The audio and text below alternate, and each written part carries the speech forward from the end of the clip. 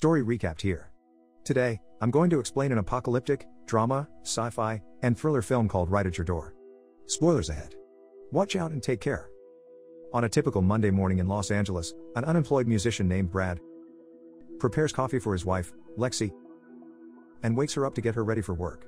Before Lexi leaves the house, he warns her that there's heavy traffic on Route 101, so he advises her to take the side streets.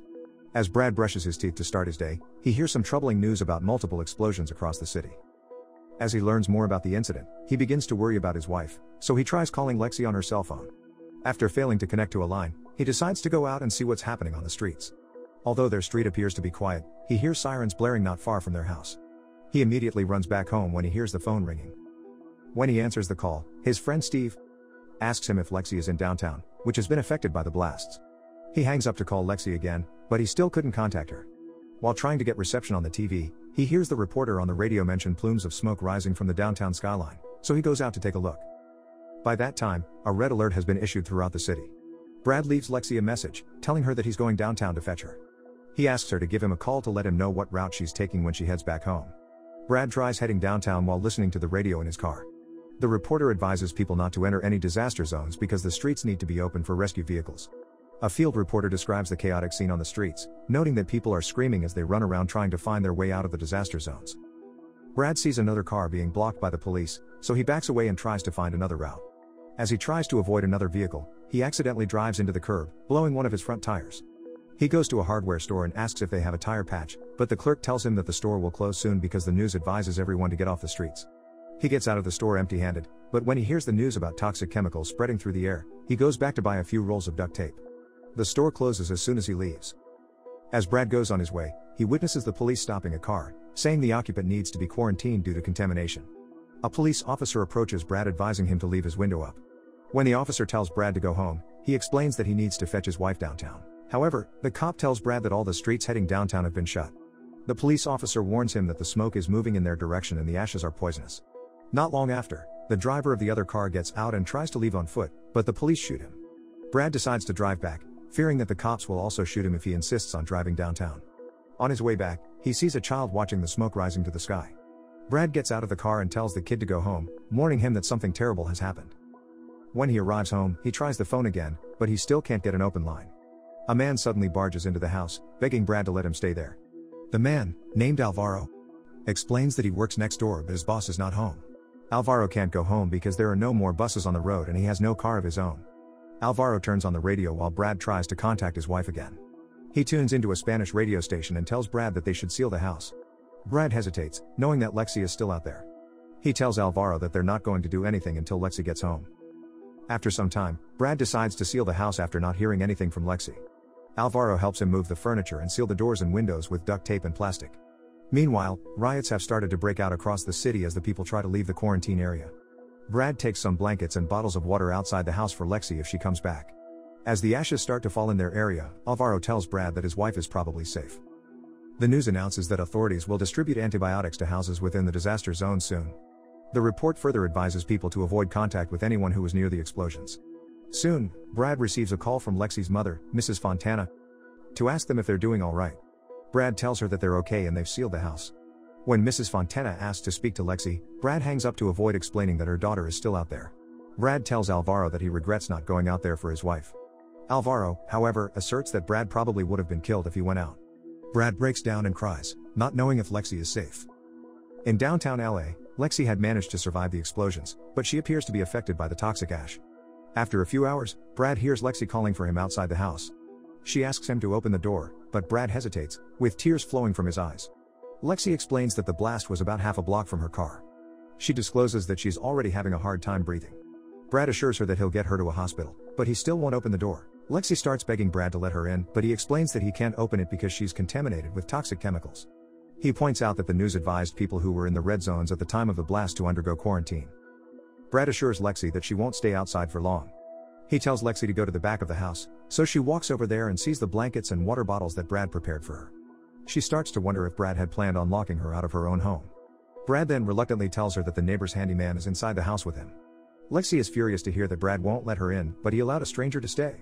As Lexi cries in despair, Brad tells her to calm down and wait for more information.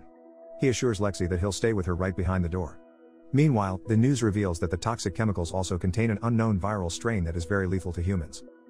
Later that night, Brad explains that he left the door open and waited for Lexi as long as he could. When he decided to seal the house, he hoped that Lexi was safe somewhere. The news soon announces that those who were in the affected area should remain quarantined for several days. Lexi gets impatient and breaks the door with her cell phone. Brad quickly covers the hole with a blanket and cuts his arm on the glass. Lexi keeps trying to break in by throwing a chair at the door. Alvaro runs over and helps Brad reseal the door. He then claims that the radio announced that a medical team would stop by the neighborhood in the morning. Lexi asks Brad if he wants to go on without her, but Brad assures Lexi that he loves her and will get some help for her. Brad tries calling 911, but an automated message tells him that the system is experiencing a high volume of calls. Meanwhile, Alvaro tries calling his wife, but no one answers. When Lexi's phone rings, Brad looks at the caller and finds out that it's her mother.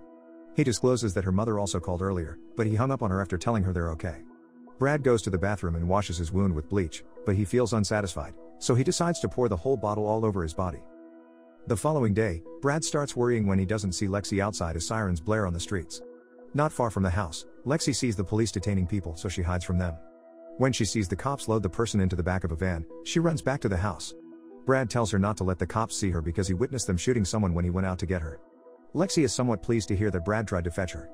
When she asks when the doctors would arrive in the neighborhood, Brad tells him that Alvaro had lied to keep them both calm. Lexi asks Brad for her phone, so Brad goes back inside to seal the doors to the bedroom. When he's done, he tells Lexi to go inside. Brad reveals that he was able to contact the hotline, but they didn't tell him anything useful. Lexi senses that Brad isn't telling her everything, so she speculates that the authorities must have told him some bad news. Brad tells her that they should just talk, adding that nobody is sure about what's happening. Lexi, however, loses hope and breaks down crying. When Lexi receives a call from her mother again, she tells her mom that she's not feeling well because she was near the explosions.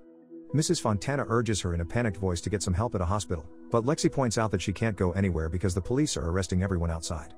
As Mrs. Fontana continues to press her to find help, Lexi gets frustrated and tells her that she's stressing her out. Lexi is suddenly distracted from the call when someone outside activates the car alarm. When she sees that it's a child, Lexi hangs up and tells the kid to come over. Lexi takes the child named Timmy into the bedroom and gives him some water.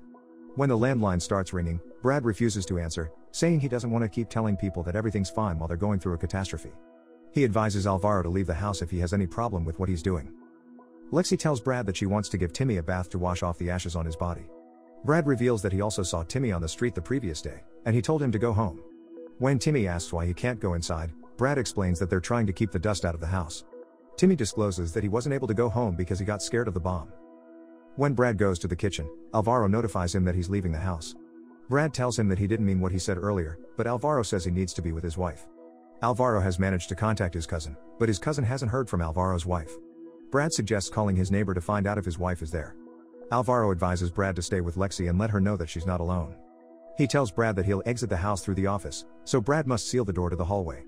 Alvaro asserts that he never should have entered the house, but Brad points out that he wouldn't have been able to seal up the house in time if Alvaro wasn't there. After sealing the door, Brad knocks to let Alvaro know that he can leave. Brad watches Alvaro as he goes on his way. Later on, Brad seals up the hallway to the bathroom so Lexi and Timmy could take a bath. Brad has started to feel disdainful of the authorities handling the catastrophe. He sarcastically tells Lexi that the authorities called earlier to tell them that the water is free from toxins and boys like Timmy are immune from the chemicals. He quips that everyone is immune to the toxins, and the disaster is just a big public service announcement. While getting ready to go to bed, Lexi hears a noise outside the house. Brad gets a flashlight and sees a man in the backyard, so he tells Lexi to get away from the back of the house. Lexi takes Timmy to the bathroom and goes back to see what's happening. Soon, the man outside starts knocking at the window and calls out to Lexi. She realizes that it's her friend Rick, so she opens the window. Rick tells Lexi that he will find the children's hospital where the authorities are setting up an airlock. He invites Lexi to go with him, but she points out that the authorities will soon distribute antibiotics in the area. Rick is skeptical that help will arrive in the neighborhood, so he points out that there's a Navy medical ship docking off San Pedro. Lexi tells Brad about the ship, but he urges her not to go near Rick because he could be in a worse condition than her. Lexi points out that she's dying too, so she goes back to talk to Rick, who tells her that they only need to get on the right side of the barricades at the hospital to get treatment. When Lexi returns to Brad, he apologizes to her, saying he should be the one taking her to the hospital. Lexi tells him that she'll also take Timmy along with her, noting that it's their only chance to survive. She promises Brad that she'll come back to him after getting treatment. That night, several soldiers arrive at the house trying to find out if Brad is contaminated. The man, identifying himself as Corporal Marshall, asks Brad to stay inside the house until he goes through a pre-screening process. When Brad asks if they have any medicine, the corporal tells him they're just gathering data at the moment. When they learn that Lexi broke a window, they ask Brad to gather a toxin sample that got inside the house. After giving them the sample, the corporal urges him to keep his house sealed. He advises Brad to avoid close contact with his wife if she returns. They put a red tag on the house but don't explain to Brad what it means. When they inspect the bedroom, Brad repeatedly tells them to get out of the house since they're not providing him with any medicine. Later, Lexi comes back to the house and tells Brad that the authorities took all the children in the crowd, including Timmy, and gave them medicine. However, the police took Rick and shoved him into a van along with 4 other people, so she started running. Brad tells Lexi that soldiers stopped by the house earlier. Lexi is alarmed upon seeing the red tag on their house, surmising that it's probably a bad sign. Lexi goes to the back of the house and recounts the chaotic scene at the hospital. She doesn't think that anyone is still coming to give them medicine because the hospitals appear to be overwhelmed. When Lexi hears a loud thud in the backyard, she investigates with a flashlight and finds out that birds are falling from the sky. Lexi is unable to sleep, so she starts listening to her voice messages to pass the time. When she hears a message from her brother Jason, she decides to give him a call. Jason asks her if she went to get help, but Lexi insists that there's nothing she can do anymore. She tells him that she called because she just wants to talk. Jason calms down and starts talking about their old house. Soon, Lexi starts feeling unwell, so she tells Jason that she loves him and hangs up. The following day, Brad tells Lexi that she did something amazing by saving Timmy. She starts apologizing to Brad, saying their fights in the past few days seem stupid considering their current situation. As they run out of things to talk about, she suddenly tells Brad that she had some doubts about getting married. Brad, on the other hand, never once had any doubts about her. Brad suggests talking about the children they never had, but Lexi hints that she's glad they didn't have kids because they probably wouldn't be able to raise them right. Brad surmises that they'll end up on a talk show to explain how they managed to survive. He will also have to confess how much he loves Lexi and how she makes his life complete. When Brad sees Lexi spitting out blood, he apologizes, but Lexi tells him it's not anyone's fault. Suddenly, 2 soldiers arrive at the back of the house and take Lexi away. As Brad yells at them, a soldier brandishing a gun tells him to stay put. A few minutes later, the soldier informs him that his wife is safe and he did the right thing to keep her sealed outside. The soldier reveals that the level of toxicity in the house has become irreversible, and it has become a breeding ground for the poison. The soldier further notifies him that he has become a lethal carrier and there's nothing they can do. The soldier tells him not to struggle as they begin boarding up the entire house. As Brad calls out to them to ask more questions, they drill a hole through the door and inserts a pipe. Not long, the pipe starts expelling an unknown gas, causing Brad to cough profusely. Brad tries unlocking the doors, yelling that he's still in the house, but the soldiers keep boarding up the doors and windows with plywood. Brad manages to break through the plywood at the door, but he finds out that the house is already covered with a fumigation tent. He repeatedly tells them that he's still alive, but they ignore him and continue securing the tent. Lexi tries to break free from the soldiers to help Brad, but they hold her back and bring her to a van. As Brad struggles to get out of the tent, a soldier hits him with the butt of his firearm to knock him down. Brad soon stops struggling as he takes his last few breaths. Moments later, a nurse tells Lexi that there's nothing they could have done for Brad because the virus inside the house has grown out of control. Lexi stares into space in shock from what happened to her husband. The nurse advises Lexi to pray, saying she still might survive. This portrays the cruel irony of life. In this story, Lexi can be seen breaking the window with her mobile phone, letting a few bacteria inside. Brad reseals the window and ultimately seals away his life. With the house tightly sealed, the house becomes a breeding ground, eventually infecting Brad and creating a deadlier variant. The bacteria from the bombs attack in large quantities, and because Lexi had spent most of her time outside, she was able to survive it. The same can't be said for Brad, who ends up becoming a lethal carrier and dying because of the gas. If only he had not sealed the house, he may have been able to survive. Subscribe to watch more videos like this. Turn on notifications. And leave a like, it really helps the channel out. Thank you for watching.